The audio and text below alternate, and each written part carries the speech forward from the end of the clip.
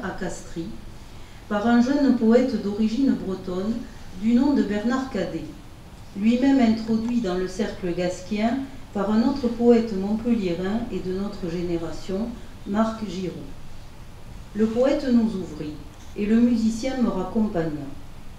Je rencontre Jacques Gasque après une année de propédeutique, mes poèmes au fond d'un sac à main, au moment où, admise en cagne classique, je dois renoncer à un contrat de danseuse semi-professionnelle avec Dominique Bagoué, sur décision paternelle.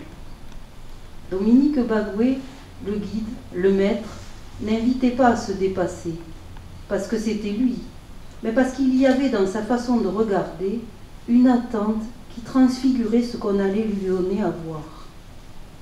Bagoué était déjà de son vivant une légende en marche. Il suscitait un état phénoménal.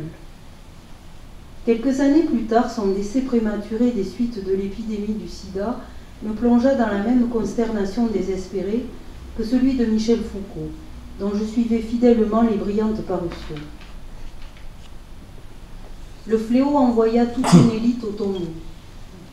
On changea d'époque de façon radicale, sans compromis possible avec la mort. Avant, on parlait d'amour libre. Cette expression disparut.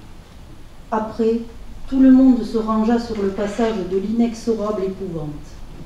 Le sexe en berne, on érigea la capote comme un drapeau blanc.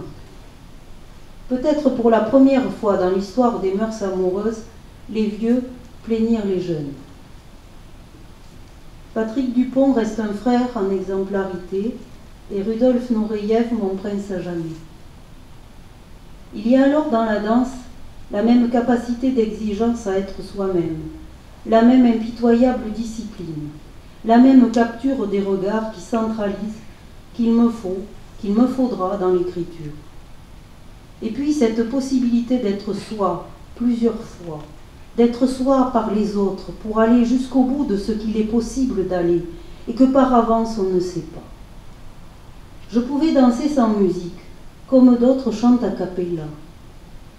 Plus qu'un moyen d'expression corporelle, la danse était pour moi une exploration continue de tout l'être en mouvement, une intériorité exaltée par le mouvement, ce qu'est l'écriture quand elle transcende l'ordinaire. Tout cela, Jacques l'apprend en même temps, dès la première fois. Mais quand j'ai